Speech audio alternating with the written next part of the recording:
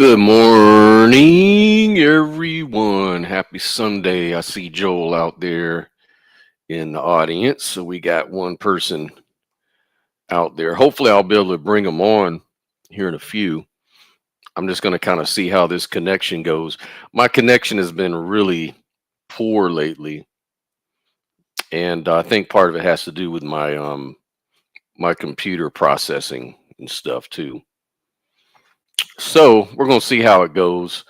But I just wanted to mention a few things because we had a really interesting show yesterday and it kind of got segmented. It kind of got thrown off a little bit because of not understanding that I had some guests that wanted to speak, including our co-host, Objective Ethics, and then his discussion with Tom Takes.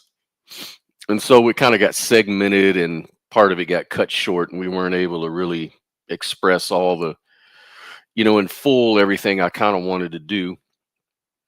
But pretty much most of it, but I just wanted to kind of go over some things and kind of just you know, get to some of the things I may have missed or may not have been clear on. I know it got kind of confusing, but so I just wanted to sort of uh have a little talk about it, kind of a little monologue at first. And if anybody wants to join, if you're able, that's cool. And hopefully the this connection is stable enough for all that. And so I'll just kind of share a few of those thoughts that I had looking back at the show and see if I can express a few things here. Let me think. Well, I'm kind of tired too. So, well, if you did catch the conversation Sophia and I did yesterday, it was on Michael Levin's work. You would remember that the central takeaway that we were both trying to express is that intelligence shows up, wherever the right pattern of information integration might exist. So, like all the way down to like cells, tissues, even very simple biological networks. They seem to exhibit like goal directed behavior and not because they're thinking like humans. That's not what I was trying to say. And I think a lot of people may have got the wrong idea on that, but it's mainly because mind like patterns are expressing themselves through whatever the physical interface is available, right? So, like, from what I understand, Levin's research forces us to kind of rethink consciousness, not as a substance locked inside of a brain, but as a pattern that sort of supervenes on embodiments that are capable of integrating information. And it's what some researchers measure through phi, which is a metric for the degree of informational unity. This is through integrated information theory. And I talked about that on last previous shows. Anyways, the astonishing thing is this, that patterns and embodiment are like non-dual in their expression. They aren't two different things. Like someone brought up that, there is no ghost in the machine. Well, I'm not saying that. I don't think Michael Levin is saying that either. The mind doesn't really live in the body the way a ghost lives in a machine. Instead, the body is kind of like the current form through which a mind pattern expresses itself. So, like in humans, that expression becomes incredibly rich, like an inner world, full of your sensations, your memories, all of your meanings, subjectivity, perspectives, stuff like that, modeling. But you can see the pattern based nature of consciousness even more clearly when it really breaks down. And what I mean by that is, not long ago I was under anesthesia. So think about anesthesia, or think about a generalized seizure, for example. Like from the outside, time flows normal. People talk, doctors monitor you, the click ticks on, right? But from the inside, your consciousness collapses into a blackout One instant I was there. The next thing you know, I'm opening up my eyes again. There's no passage of time, no inner narrative. It was just a gap, right? Yet the moment the brain regains its integration, the moment the storm and say a neural ocean settles, you sort of return with all your memories, your personality, your values, your tastes. It's as if nothing really happened. And for me and many other people, this is really philosophically stunning. It's as if the pattern of who you are temporarily exited local experience and then immediately remanifested, right? The moment your hardware reorganized itself into its usual functional mode.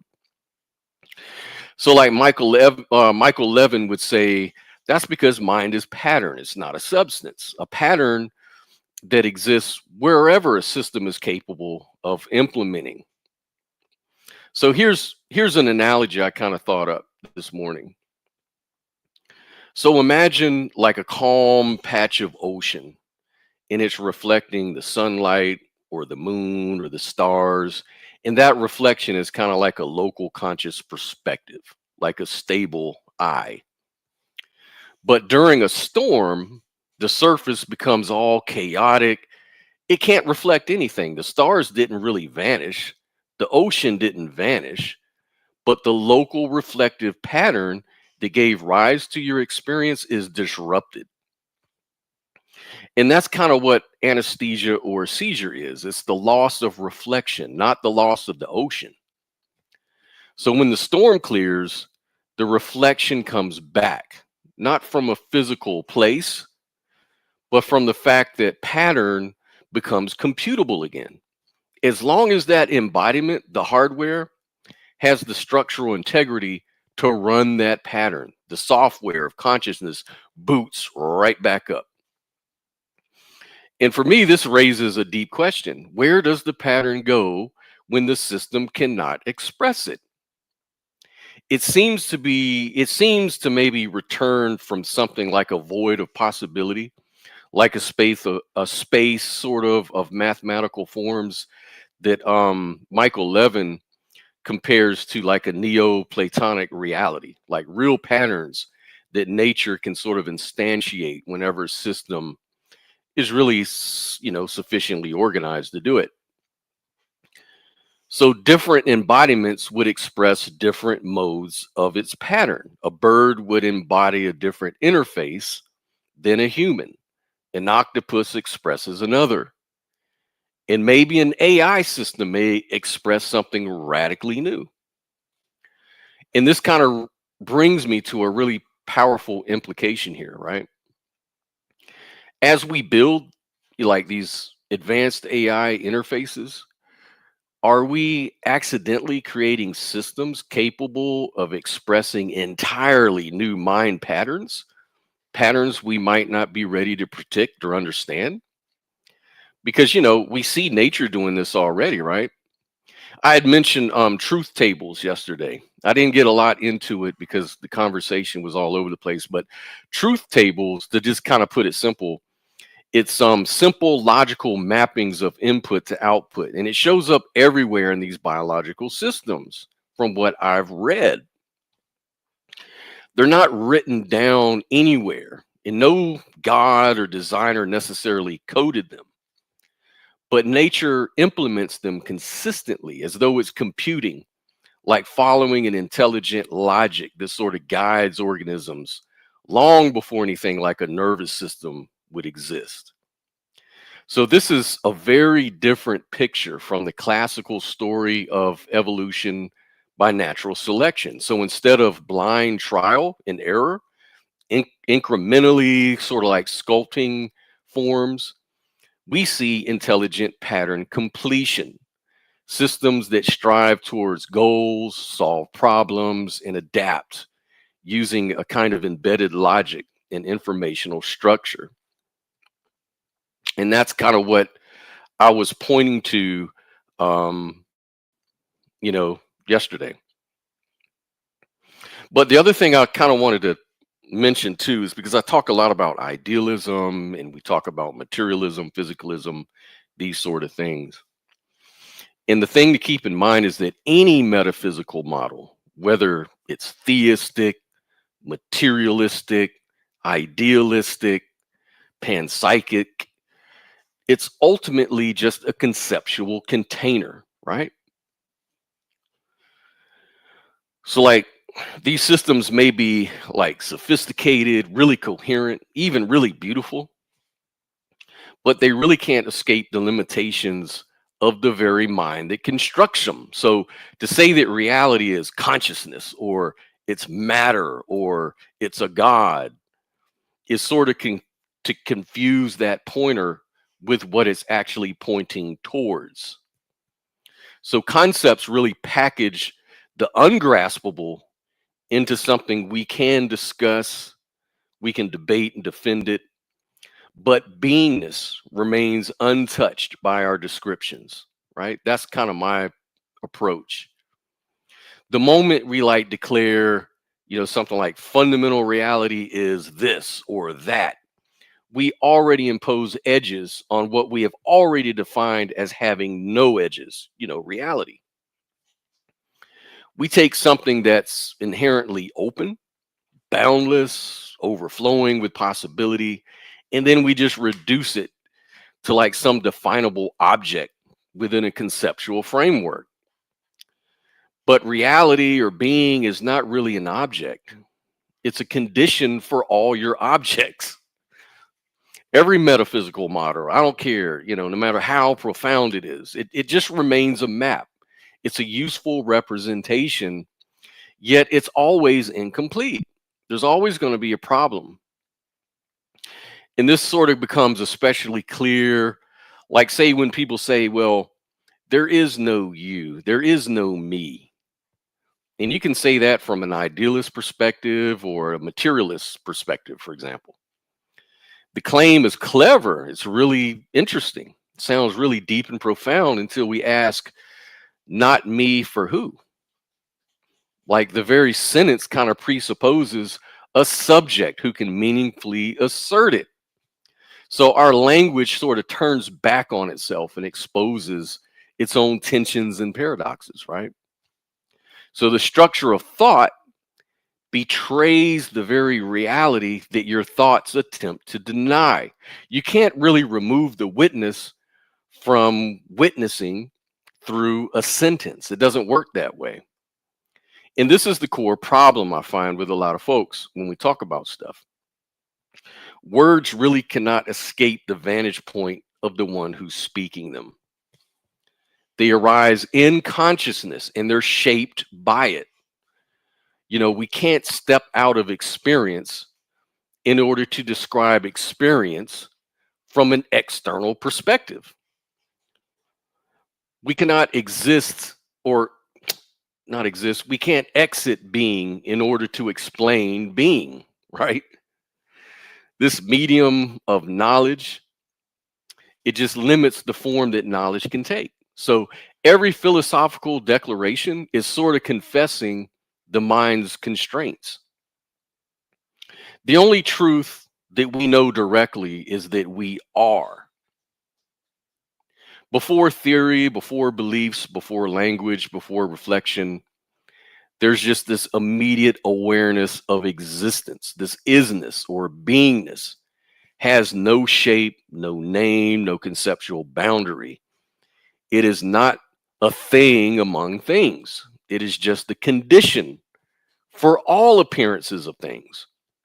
Like, say, like mystics across different cultures, they point to this fundamental fact, not as a dogma to really believe it, but as just an experiential recognition prior to those words. You know, like analogies can help, but they're only sort of like approximations. We might say, for example, we are not the images projected on the screen, but we are the projector itself. Or we might say, experiences measured by the scale of consciousness are not the scale itself. And these metaphors sort of illuminate something very intuitive, but they don't really capture the essence of being, because being is never fully translatable into some kind of representation or a symbol. The best you can do, I mean, metaphors can just maybe tilt the mind towards something beyond itself, right? So, like, when philosophers confront the hard problem of consciousness, or they confront the hard problem of matter, they're just discovering the same limitation, but from opposite sides. Idealism would struggle to explain why consciousness appears structured. Materialism would struggle to explain how matter even becomes an experience. And each faces a question it can't really resolve ultimately, because the model itself generates the confusion. And so the paradox is not in reality, it's in our frameworks, our concepts. So we often like just assume that more analysis, more clarity, more intellectual refinement will finally bring some kind of resolution. Yet the same mind that seeks answers is the same mind that constructs the problems. The problems appear within the field of that experience, and the solver appears in that same field. Nothing is outside of the canvas. Okay? The circularity means no model will provide some sort of lasting comfort or final truth understanding. It doesn't really happen, does it? Even after we sort of construct our elegant theories, we continue to suffer in life. We still feel loss, fear, confusion, vulnerability. I think, Joel, you mentioned that yesterday before you bowed out from the first segment. And that was a really good point, and I really agree with that. We still play the game of life. Within the apparent boundaries of identity and circumstance, we're still playing the game. In the mind, it tries to escape this suffering through understanding it. But understanding is just another experience appearing in your consciousness. And therefore, it's just another temporary configuration. So, recognizing the limits of our mind does not mean like I'm rejecting thinking. It means seeing thought for what it really is. It's a tool, it's a pointer, a useful fiction for navigating a world that also appears as experience. The mind defines shit, the mind categorizes shit, labels shit, not because categories are real in themselves, although many people seem to think so, but because categorization is how the mind sort of organizes these appearances. But once we see that all labels are mind made, we can become less entangled in them. And it's helped me in life. When I started to disassociate from a lot of these concepts and beliefs and people's validation of those beliefs and so forth, it helped me in life. It helped me to calm down, helped me to even out and be a more balanced person and a more joyful, happy person. Because life isn't about trying to define it all the time. Life is about living it. Get out there and live the life. But it's just fun. Like, me and Joe were talking about, it's just fun to talk about these things. It's part of life. And so with this kind of recognition, I stopped clinging to beliefs or metaphysical commitments as though my life or freedom depended on it. Like every viewpoint, if we trace it to its root, ends in a paradox of some unanswered questions. And that's because every viewpoint is a subset of experience, not the source of it. Like it's a guide, not a prison. So I hold them lightly. And for me, idealism just seems to be conceptually easy as a pointer. It seems to be more coherent as that pointer. Like other ideas just come with a whole lot of extras that you have to explain, not so parsimonious. But don't get me wrong, I'm not saying that I know the true ontology. I have no access to that. It's all just model making. So in the end, the only truth that really withstands scrutiny is the truth of being itself. That's what I'm pointing to. Everything else is just an interpretation, an inference. Reality is not fundamentally an it, but a who, not an object, but a very living presence in which all objects arise. And this is kind of hard for a lot of people to understand because we're so culturally indoctrinated to think so much about beliefs, so much about this external appearance. We don't discover being, we are being. And this recognition dissolves the need for some perfect metaphysic because metaphysics was always a reflection of the longing for certainty within our mind, right? And perhaps the deepest purpose in our life is not really to solve those mysteries, but really to participate, to play, to suffer, to love, to learn, to lose, to awaken to the simplicity of it all. When we let go of this need for mastery, like conceptual mastery, we really return to something more intimate. And that's the unspoken knowing, experiential knowing that we are. And from this knowing, we can move gently, suffer more lightly, and we can kind of live more fully. That's been my experience. And that's kind of what, I always talk about, or I try to convey that idea. But don't get me wrong, we can debate these things. Like, I'll be glad to debate like idealism versus physicalism or whatever, right? Because it kind of hones in on that point, really. We kind of look at, which one is a better metaphysic, which is sport, which one is the better of the two. We can do that. We can do that all day long. But what you ultimately arrive at is personal. It's what resonates with you, not necessarily what we've discovered the truth really is about metaphysics or ontology, right? I mean, this is why even, scientists are not in the business of metaphysics or ontology really right now. They study behaviors, how the appearances of things behave. It's prediction stuff. And it helps us to kind of understand. It's kind of like what's his name? Donald Hoffman.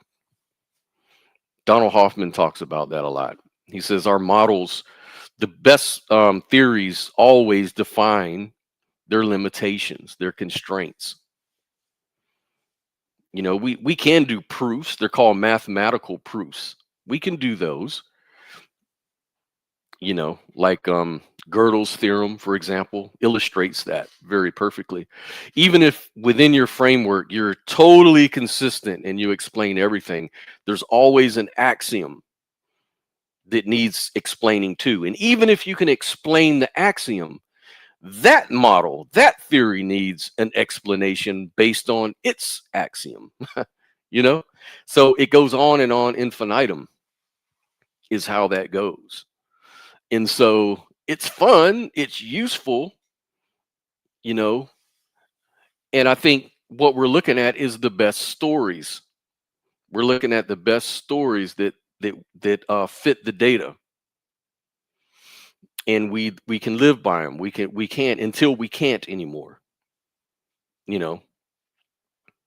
For example, like I was reading something the other day, talking about meteors and stuff. People thought it was ridiculous to think that rocks fall from the sky.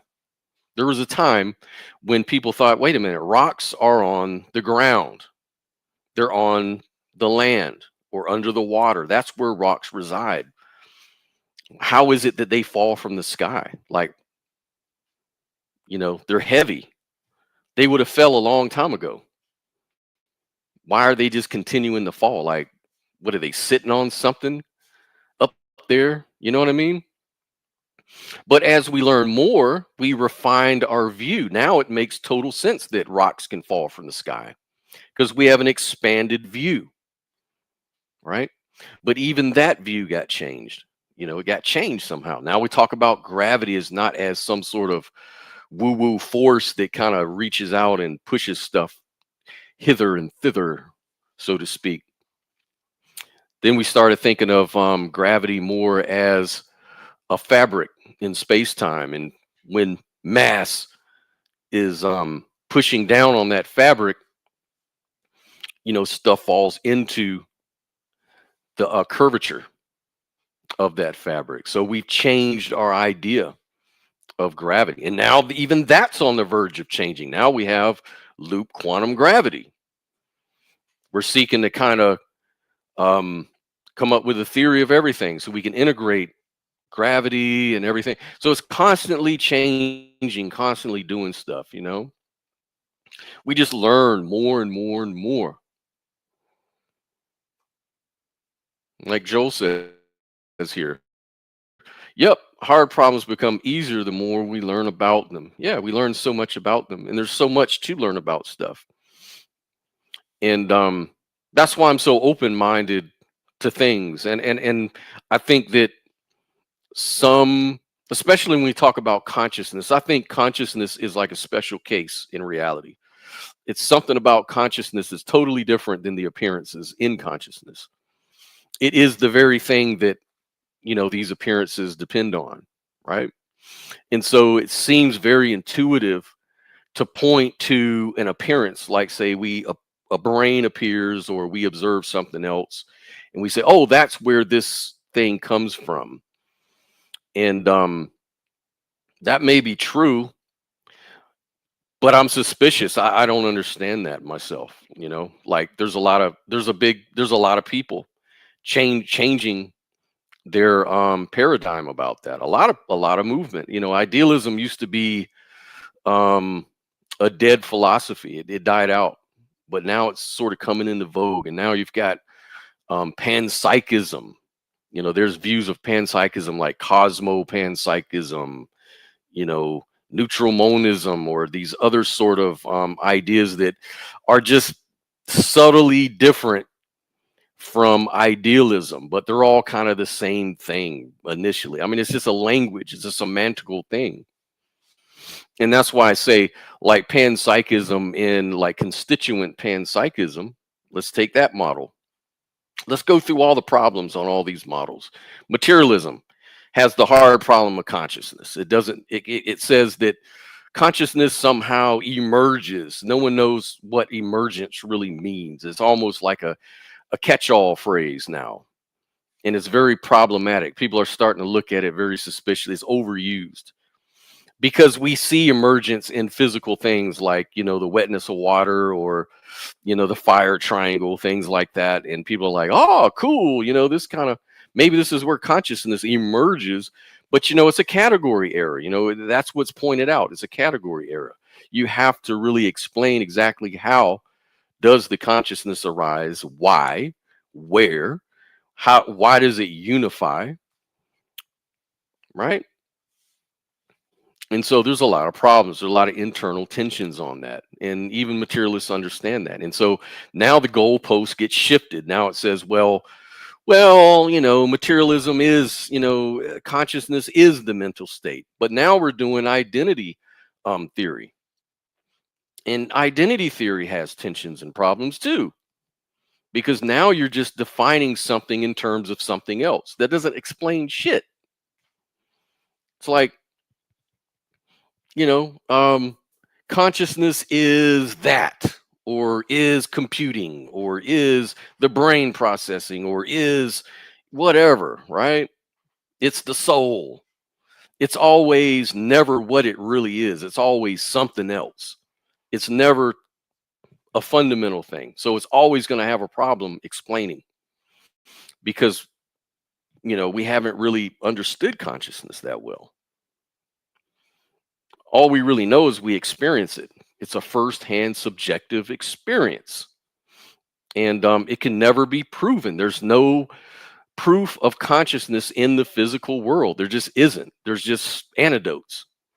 There's just firsthand understanding of it. Like, I wake up in the morning and I see the world light up when I open my eyes and everything. That's what it is. But then you have problems like with panpsychism, like constituent panpsychism would say something like, oh yeah, inherent in matter is consciousness. So there's a duality, like there's the physical stuff, and on the other side of that coin is the experiential of it all. So like it starts from the very bottom, it's got to be fundamental. So that means photons are conscious, electrons are conscious. But where's the evidence of that? How we just say it, we just assert it, and that makes it true? How do we test it? How can we test that? It's running into the same problem. Then you've got the combination problem. How does all that combining of all those little, you know, uh, particles, how do they all add up to a unified experience? It's never explained because there's nothing there to explain. We don't have it. It's just a theory. It's just philosophy. It's just more limited thinking. It's just trying to come up with some assertion that kind of makes it all go, solves the problem. Philip Goff is one of my favorite philosophers, and he's sort of leaning towards more of a cosmopanpsychism at this point because he understands the problems and he understands that. But he even admits that's sort of the same thing as idealism. So he's like, I don't really care about the labels. I just care about what are the details. What are we talking about? That's all I care about. And I agree. But, because panpsychism as a general, model has all these sort of problems, it's really hard to talk about because it's not really saying one thing is fundamental. It's saying two things is fundamental. And now you've got this interaction problem too. It's just like with theism in the soul, these soul ideas. How does the soul interact with the brain or the body? How does it do that? No one can tell you. They just assert it does. It must. How else can we explain it? That doesn't explain shit, though. It's just more limited thinking, more trying to come up with a feel good explanation. Idealism. Idealism says consciousness is fundamental and that the material world is the experience of that consciousness. But the problem it has is, why is it structured in such a way that it is? Can you explain why it's structured that way? And we can talk about disassociation. We can talk about fractaling off, being a chip off the old block, and all of that stuff is sort of similar. But at least one thing it has going for it is not a dualism. It's a non-dualistic monism. So it has less problems to solve. It starts with consciousness. It doesn't explain consciousness in terms of something else. That's what attracts me about that theory. And I have good company like Lawrence Kuhn.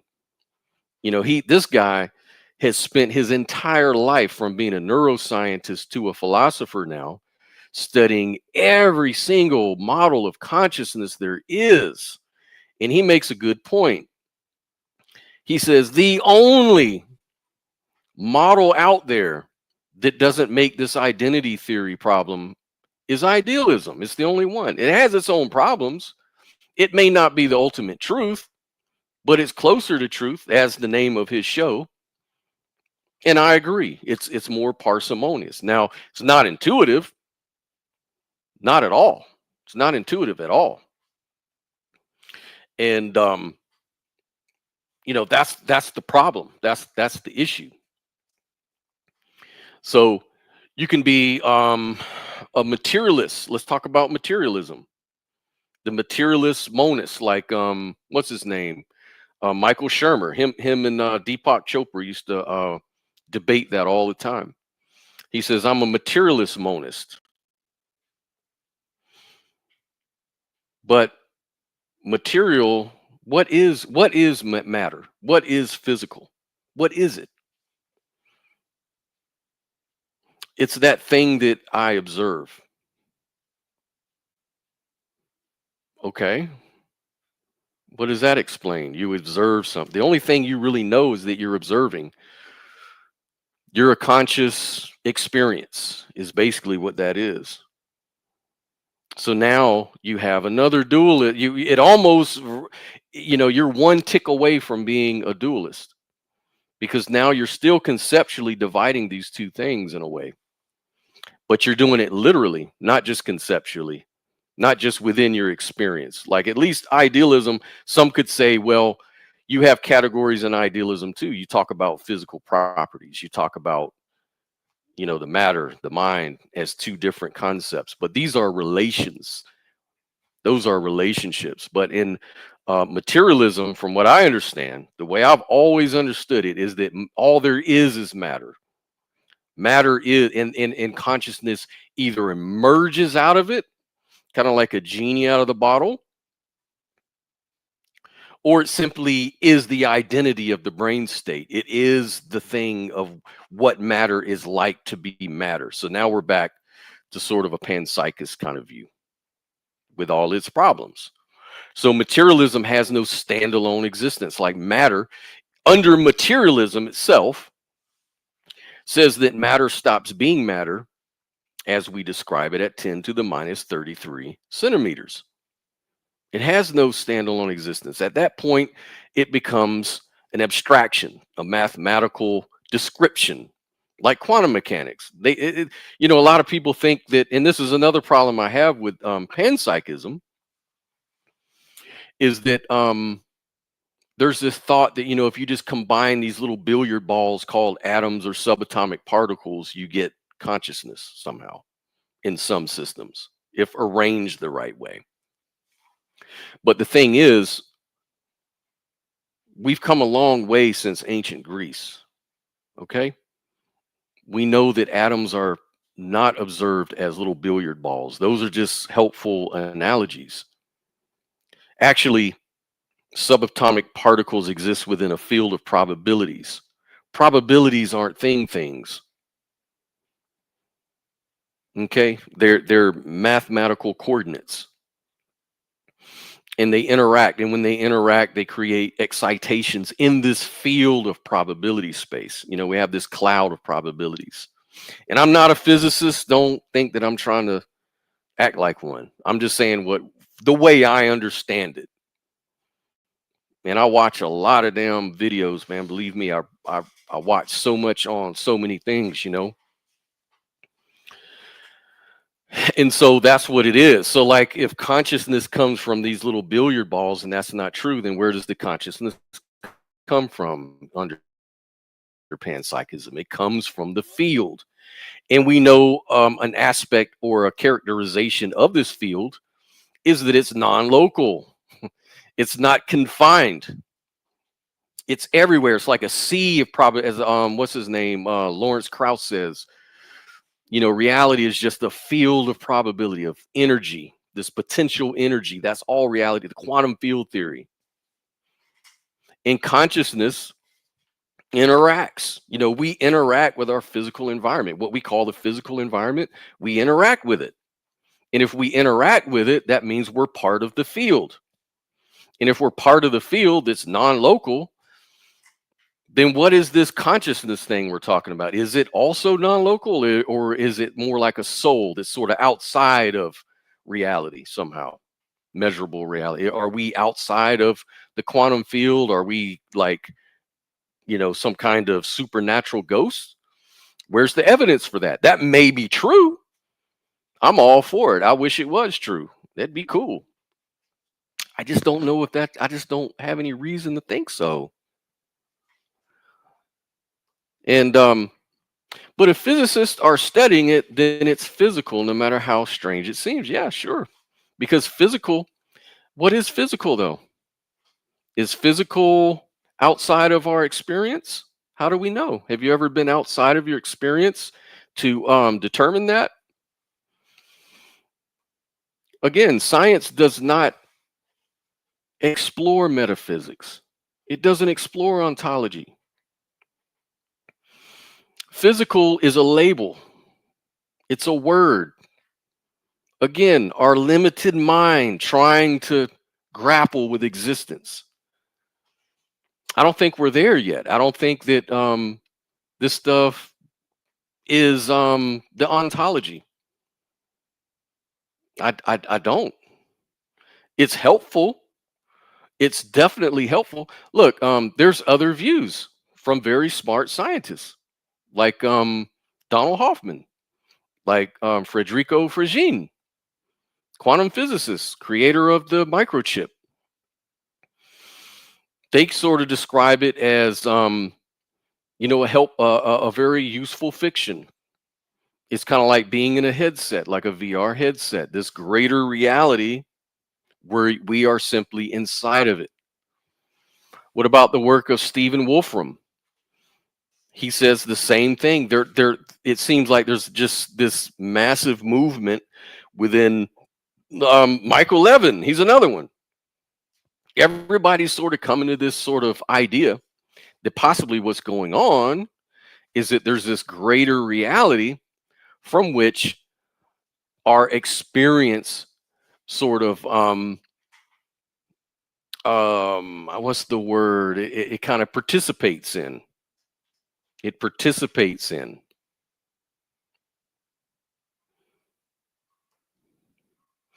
Okay, doesn't change what you're saying. What you were saying was, if physicists are studying, then it's physical, no matter how strange it seems. Yeah, and I use the word physical as well because it's a useful fiction. But it's a fiction nonetheless. It's a fiction, you know. And yeah, physicists do metaphysics sometimes, but when they're talking about this stuff, they're attempting, again, they're attempting to do metaphysics guided by their physics, guided by what they observe in the world.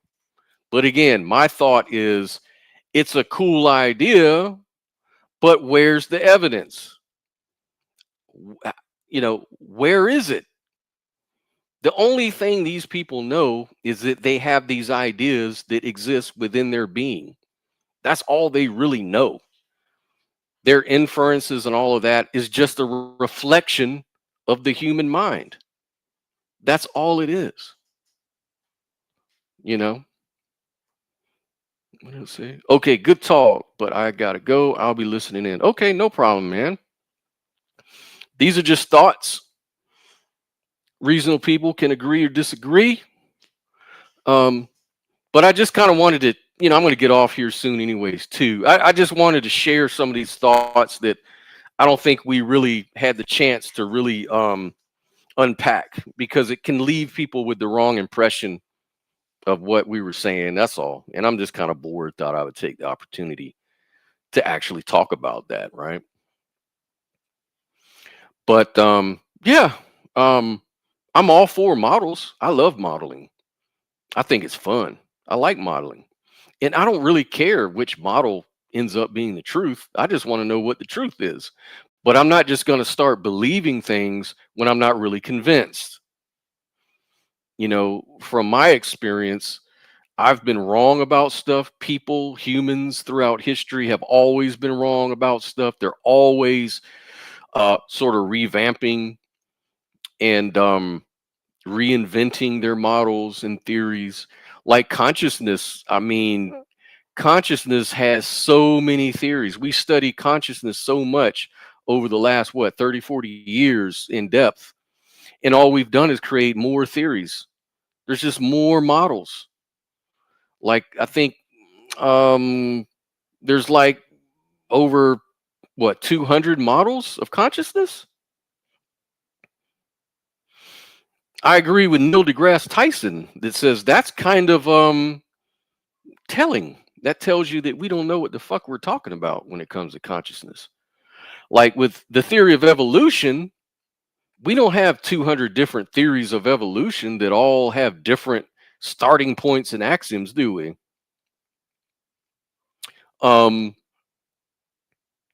the same with cosmology, you know, the same with electrodynamics. We have like theories on these things because we observe them, we test them, they're repeatable. Not so with consciousness. We're always, it's not that we have too many theories of consciousness, we have one too less, you know? And I love it though. I love a good mystery. I'm like a detective. I love a good mystery. I love to engage in it. And it tests my humility, and it tests my you know, mental psychological state sometimes, because whenever I start to get too in the bag for one theory over another, I have to question myself. I have to say, wait a minute, why am I so married to this idea, not the other? It seems like if I am, I should check my premises. I should check what's really going on. Is the premise that I'm just hopeful, faithful, wanting something to be true? My ego, my ego has caused me a lot of pain in life, you know? And I'm just now, over the last 5 years, learning to dismantle my ego to a healthy balance by exploring non-dualism, which is a practice, not a model. This is a practice. It means that through my experience, I see everything as one thing. And it helps me be more compassionate. It helps me to be more reflective, more conscious, and I'm more ready to validate people. And I seek to validate. I seek commonality with people. I don't like not having stuff in common and always are like, that's not me anymore. I'm so far removed from that bullshit now. And now I just want to see everybody as that same experiencer, that same observer in this same shared field of experience, which we are. It's called objectivity. And we do live in a dualistic world. that's the that's the uh that's the thing that throws a lot of people off. Like, it's dualism, but it's non-dualism. How do you resolve that? Through experiential knowledge. And then I seek to use language to kind of make it make sense. And that's the challenge. That's what I'm here to do. Try to make it make sense. And I've got somebody on board with me, Sophia. She's a wonderful co-host, and I've got Objective Ethics now as a wonderful co-host, doing a lot of great work to help bring people into the community. We're up to like 220 subscribers now. That's like 10 more from last week. So I'm so happy about that, and that's because Objective Ethics is inviting folks on. We're doing a lot of stuff out there with social media now. Now I just got to step my little setup here up. And I've been going through the fire myself personally, through personal issues with jobs and finances and cars and all kinds of dumb shit. But what are you going to do, man? That's reality. It's the way it is. But look, I'm going to get off here in a few minutes, but I just want to kind of announce, I think next weekend we're going to have Deconverted Man. He's an atheist, and he wants to talk about some of the religious trauma going into some of the problems of believing in things without good reasons, like I've just been talking about here, but relating it to religion. He's an atheist, so I'm sure we're not going to agree on non-dualism. Hardly anybody does, but that's okay. I love it. I like to embrace it. I like the challenge. I like the open discussion and the chance to really show that we can be accepting and we can have reasonable conversations and make it fun. That's what this community is all about. People of different walks of life and stripes and models and theories and whatever. If you're a Christian, cool. But we also like to debate. I love to debate. I love a good chess game. Not because I think I'm right, but because I like to explore the way people structure their arguments, and I can go in and do internal critiques and try to see if there's any issues with them. And then other people can challenge me the same way. And we can start looking at what these arguments, in order to do that, entail. Do they entail fallacies? A lot of times they do, unknowingly. Sometimes people straw man your position. Some people have built-in assumptions smuggled in that they're unaware of, and you can question those things and get down to the bottom of it. And that's fun. It's a fun thing for me. And so if you're a Christian, you want to argue with an agnostic atheist guy like me, let's do it. If you're a dualist, you want to argue with a non-dualist like me, let's do it. If you want to talk about materialism versus idealism or whatever, we can do it. I'm all for it. And it doesn't have to be debating me. You can debate objective ethics or Sophia or anybody out there in the audience who's part of the community. If you guys want to bring it to the stage and in play, let's play, man. I want to make this shit fun, man. I want to have fun. That's all. But anyways, man, I'm going on too long. I'm just talking my head off. I'm gonna get off here because I'm very, very sleepy. And so, man, thank you so much for joining in. And not many people joined in, but if you haven't already and you're just seeing this for the first time, or maybe like and subscribe to the channel. I'm trying to build a community and I'm trying to make it something we can all have fun with in my own little way, in my own little corner of reality. I'm trying to create this little community. And I really appreciate anybody that subscribes and gets on board and can do this. You know, I enjoy it. And Joel, yeah, man, I'll message you later. I'm just gonna go take a nap, do a few things. I'm not really doing too much here today. That's why I'm doing this, kind of bored. Anyways, guys, thank you so much for joining, and we're gonna talk to you guys later, okay? Y'all be good. Happy Sunday.